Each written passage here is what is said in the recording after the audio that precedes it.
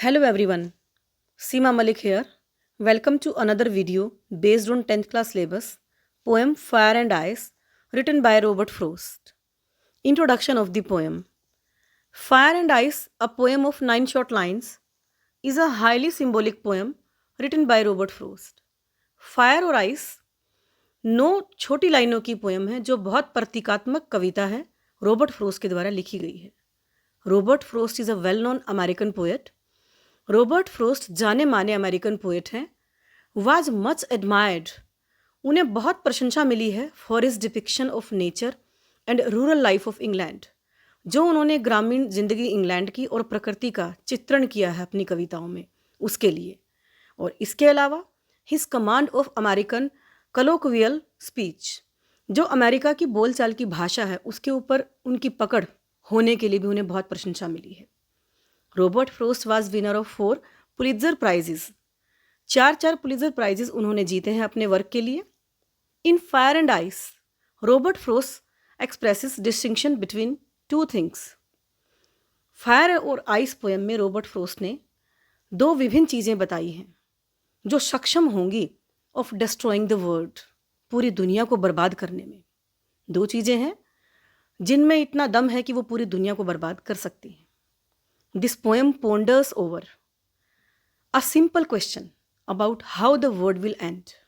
ये पोएम एक छोटा सा क्वेश्चन, सिंपल सा क्वेश्चन, उसके बारे में पोंडर ओवर करती है, थिंक ओवर करती है, सोचती है कि ये दुनिया कैसे एंड हो जाएगी, कैसे ख़त्म हो जाएगी. The poet says that the life of lust and endless desires, जो लाइफ है ज़िंदगी जिसमें कभी ना ख़त्म होने वाली एंडलेस डिज़ायर्स, कभी ना ख़त्म होने वाली इच्छाएं और लस्ट, वासनाएं हैं, वो ख़त्म कर देंगी. एंड आइस ऑफ हेटर्ड, या फिर नफ़रत जो बर्फ़ का प्रतीक है अमंग ह्यूमन बींग्स, मनुष्यों के बीच में, will put this word to an end one day, वो एक दिन दुनिया को ख़त्म कर देंगी. कभी ना ख़त्म होने वाली इच्छाएं और इंसान के बीच में नफ़रतें एक दिन इस दुनिया को ख़त्म कर देंगी. The poet gives a clear message. कवि एक स्पष्ट संदेश देना चाहता है टू द रीडर्स, अपने पाठकों को, दैट इंक्रीजिंग डिज़ायर्स, कि जो बढ़ती हुई इच्छाएं हैं, एंड हेटर्ड और नफ़रत है अमंग पीपल, लोगों के बीच में, एंड नेशंस, देशों के बीच में, will surely destroy the world, ये पक्का एक दिन दुनिया को बर्बाद कर देंगी. The title of the poem raises, जो पोएम का शीर्षक है वो भी उठाता है पॉसिबिलिटी, संभावना, दैट फायर एंड आइस, उसमें यह भी संभावना है कि क्या फायर और आइस, आग और बर्फ यानी इच्छाएं और नफरत को एग्जिस्ट, एक साथ विद्यमान हो सकती हैं एट द सेम टाइम, एक ही समय पर, मे बी इवन, और शायद यहाँ तक कि इन द सेम पर्सन, एक ही व्यक्ति में. क्या ये दोनों चीज़ें एक टाइम पे एक व्यक्ति में विद्यमान हो सकती हैं? ये प्रश्न भी टाइटल के माध्यम से कवि उठाना चाहता है. पोएट कंपेयर्स, कवि तुलना करता है डिज़ायर टू फायर, डिज़ायर इच्छाओं को उसने आग से तुलना किया है, एंड हेट टू आइस, और नफ़रत को उसने बर्फ़ से कंपेयर किया है.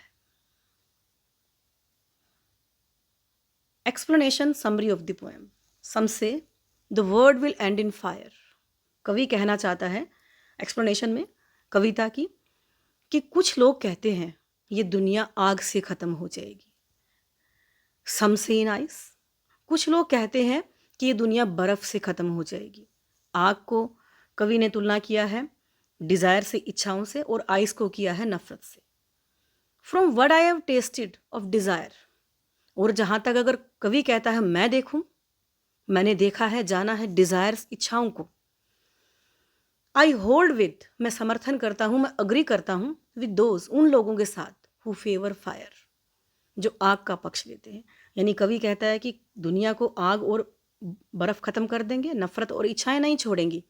लेकिन जहाँ तक कवि अपना ओपिनियन देता है तो कहता है कि मैं इच्छाओं के साथ जाऊँगा, मैं उन लोगों के साथ हूँ कि जो आग के फेवर में है, आग का पक्ष लेते हैं. But if had to perish twice, लेकिन इसको यदि पैरिश, डिस्ट्रॉय, नष्ट होना है, ट्वाइस, 2 टाइम्स, 2 बार, कवि कहता है कि अगर पृथ्वी को 2 बार ख़त्म होना है, आई थिंक, मैं सोचता हूँ, I know and enough of faith, मैं जानता हूँ कि बहुत पर्याप्त नफ़रत है लोगों के बीच में, देशों के बीच में, टू से दैट, और ये कहना चाहता है कि फॉर डिस्ट्रक्शन आइस, जो बर्बादी बर्फ लेके आएगी या जो बर्बादी नफरतें लेके आएगी, इज आल्सो ग्रेट, वो भी बहुत ज़्यादा होगी, एंड वुड सफाइस, और वो सफाइस यानी सफिशिएंट, काफ़ी होगी, पर्याप्त मात्रा में संतोषजनक होगी, यानी बर्फ भी नफरत भी दुनिया में बर्बादी लाने में काफ़ी होगी। वर्ड मीनिंग: होल्ड, अग्री, सहमत, favour, take the side of, पक्ष लेना, पैरिश, डिस्ट्रॉय, नष्ट होना, डिस्ट्रक्शन, रूइन, बर्बादी, सफाइस, बी सफिशिएंट, पर्याप्त होना। Literary devices of the poem.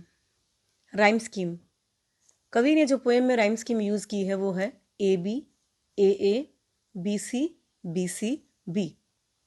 Assonance, repetition of vowel sound, vowel sound की पुनरावृत्ति को एजोनेंस कहते हैं।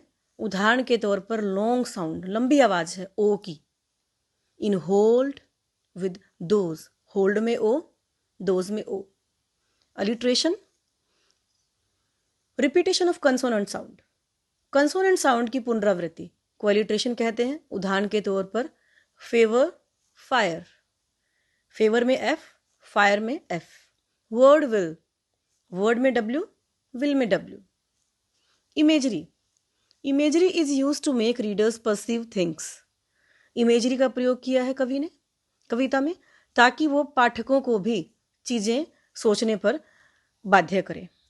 उदाहरण के तौर पर सम से कुछ कहते हैं the word will end in fire, and to say अगर कहा जाए तो, that for destruction ice is also great. Metaphor, कवि ने मेटाफर का भी प्रयोग किया है। इट एक्सप्लेन्स एन आइडिया और मेक अ कंपैरिजन, इसमें या तो किसी आइडिया का जिक्र होता है या फिर कोई तुलना की जाती है, दैट आर नॉट अलाइक, जो एक जैसी नहीं होती है। उदाहरण के तौर पर word fire to desire, fire शब्द को डिजायर से, इच्छाओं से तुलना किया है। आइस टू हेट, आइस को हेट से तुलना किया है, अनयूजुअल कंपैरिजन है।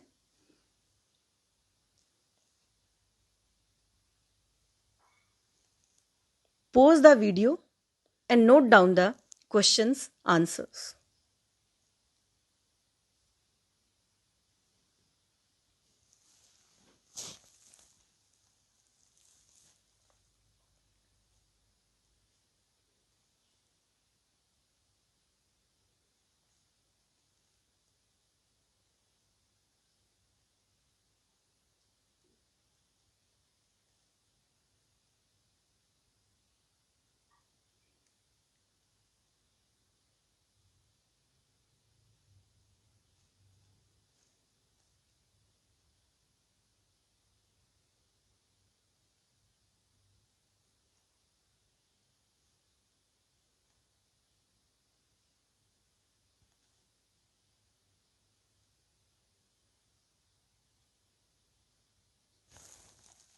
Thanks a lot for watching the video.